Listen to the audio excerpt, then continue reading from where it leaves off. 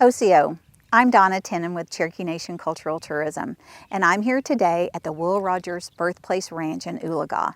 This is one of my favorite locations in the Cherokee Nation Reservation, and I have been honored to serve as a part of the team working to preserve and restore this property. Due to ongoing construction, we've made the difficult decision to postpone the annual Will Rogers and Wiley Post fly-in to August of 2027. I know many will be disappointed by this news, and quite frankly, we are too.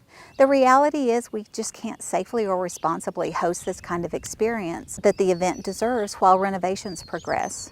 This event represents the legacy of Will Rogers and Wiley Post and their love of aviation, but also of this land and its history and the community that gathers here year after year.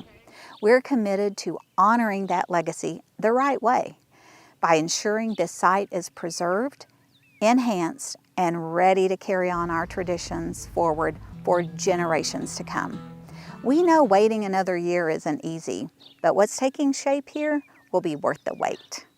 Thank you for your patience and your understanding, and for continuing to care about the Will Rogers Birthplace Ranch as much as we do. And we look forward to welcoming you back later this fall. Wado.